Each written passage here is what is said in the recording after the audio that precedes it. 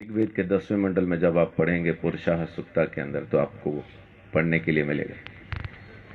परमेश्वर को पहचाने कैसे कि वो मेरे लिए मर रहा है, उसके बारे में लिखा है कि अश्वमेध यज्ञ का घोड़ा जिस तरह से अलग किया जाता है, वैसा ही वो पुरुष भी जब बलि किया जाएगा, अलग किया जाएगा, और उसके सिर पे कांटों का गुच्छा सिर्फ इसलिए रखा जाएगा ताकि आप पहचान पाएं ये है वो मुक्तिदाता जो मेरे लिए मरता। ये बात मैं परमेश्वर की कर रहा हूं, ईसाइयों की कर नहीं रहा। ईसाई की सुन के अगर समझ के सुनेंगे, आपकी समझ के बिल्कुल बाहर बातचीत है। एक ईसाई बोलता है, हिंदू सुनता है, कुछ समझ में नहीं आता। लेकिन जब एक पापी बोलता है मैंने उद्धार पाया, आप भी पा सकते हैं और परमेश्वर की जरूरत आपको भी है, तो समझ में आने लगता। तो इसलिए हिंदू मुस्लिम सिख ईसाई की चादर तो पहले उतार के फेंक दे। परमेश्वर चाहिए तो हिंदू को मिलेगा नहीं, किधर भी लिखवा लो। सिख को मिलेगा नहीं, मुसलमान को मिलेगा नहीं, ईसाई को मिलेगा नहीं, मिलेगा इंसान को। उस इंसान को जो पापी है, स्वीकार करता है कि मैं हूं पापी और मुझे एक मुक्तिदाता की जरूरत है, उसी को तो मिलेगा। पहलवान को डॉक्टर की क्या जरूरत है? जरूरत तो मरीज को है। तो धर्मी को परमेश्वर नहीं चाहिए, परमेश्वर तो पापियों को चाहिए, और पापियों को बचाने ही वो जमीन पे आया है, यही उसकी मोहब्बत है। तो मैं अपनी बात को यहां खत्म करता हूं कि परमेश्वर प्रेम है। बाइबल के अंदर लिखा है, पहला यूहन्ना की पत्री में 4 अध्याय में लिखा है कि परमेश्वर प्रेम है। उसके प्रेम को समझेंगे तो आप अपने पापों से मुक्ति पा सकेंगे। दोबारा जन्म होना नहीं है आपका। माफ कीजिए, एक चीज ये छोटी सी क्लियर करके मैं अपनी बात को खत्म करूंगा, क्योंकि अपन को शैतान ने एक वहम में डाला हुआ है कि इस जन्म में नहीं तो अगले में मुक्ति हो जाएगी, इसलिए अपन आराम से बैठे। कहने वाले ने कहा था काल करे सो आज कर, आज करे सो अब, पल में प्रलय होगी, बहुरी करेगा कब। लेकिन शैतान ने बोला आज करे सो काल कर, काल करे सो परसों। इतनी जल्दी क्या पड़ी है जब जीना है बरसों। बच्चे, आपका नाम क्या है?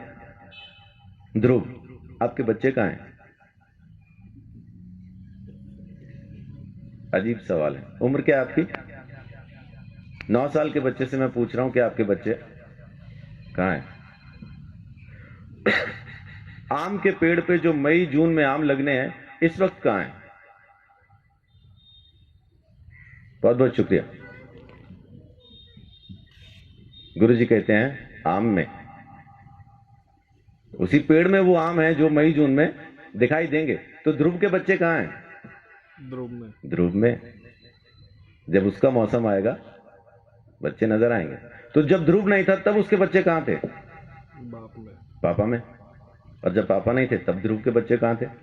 दादा में। जब दादा नहीं थे तो कहाँ थे? तो उनके पिता में, उनके पिता में, उनके पिता में। ऐसा अपन किताब को फोल्ड करते जाएं तो उस आदम में पहुंच जाते हैं जिसको परमेश्वर ने बनाया, और उसमें बीज डाल के कहा अब तुम पैदा करो। हर जानवर को, हर प्राणी को, हर चीज को परमेश्वर ने बीज के साथ बनाया और आज्ञा दी अब तुम पैदा करो। तो जब परमेश्वर ने आदम को बनाया, हम आदम में थे। जब परमेश्वर ने आदम को यह आज्ञा दी ये फल ना खाना, तब हम आदम में थे। जब आदम ने आज्ञा तोड़ी तब हम आदम में थे। जब आदम परमेश्वर से अलग हुआ तब हम आदम में थे। इसी तरह से हम परमेश्वर से अलग हो गए। हमने किया कुछ नहीं, खाया पिया कुछ नहीं, गिलास तोड़ा 12 आना किया आदम ने, अलग हम हो गए। वेदों में लिखा है कि बच्चा पैदा होते ही पाप के हाथ में सौंप दिया जाता, पैदा होते ही पापी हो जाता, कारण उसका बीज पापी है। एड्स जिस माँ बाप को है, बच्चा पैदा करेंगे एड्स की बीमारी के साथ पैदा होना। इस वजह से हम पैदा ही पापी होते हैं, इसलिए हमें मुक्ति की जरूरत है। और अगर मुक्ति हम खुद ले सकते होते तो मुक्ति दाता शब्द कभी आता नहीं। देने वाला हमको जरूर चाहिए, वो एक ही है। परमेश्वर ने हमारे लिए मुक्ति का रास्ता खोला, स्वयं हमारे लिए बलिदान दिया ताकि हम हमारे गुनाह से आजाद हो जाएं। ये उसकी मोहब्बत नहीं तो और क्या है। तो उसकी मोहब्बत से आप अभी इसी वक्त मुक्ति पा सकते हैं। आपको जन्मों का इंतजार करना नहीं, क्योंकि यही एक जन्म है, दोबारा होगा नहीं। आज के बाद दोबारा हम कभी पैदा नहीं होंगे। ये पहला और आखिरी जन्म है। मुक्ति मिलेगी तो अब, नहीं मिलेगी तो कभी नहीं। सो परमेश्वर प्रेम है, उसके प्रेम को समझें, उसके दिए हुए उद्धार को समझें। यीशु मसीह ने मेरे लिए मेरे सारे दंड को सह लिया और मेरे गुनाहों से मुझे आजाद किया। ये काम उसने आपके लिए भी किया है, बस आपको स्वीकार करना है। परमेश्वर आप सबको बहुत आशीष दे। बड़ी बात।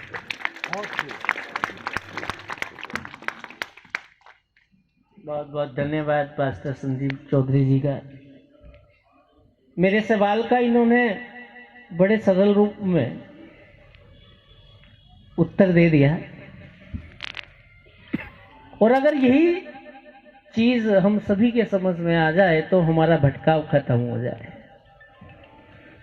मैं इनका बहुत बहुत धन्यवाद करता हूं कि इस गुरुदेव के रचित सर्वधर्म सम्मेलन के अंदर आपने पहुंचकर इस उत्सव की शोभा बढ़ाई है। मैं आपका बहुत शुक्रिया अदा करता हूं। अब हमारे मध्य स्वामी रामानंद सरस्वती जी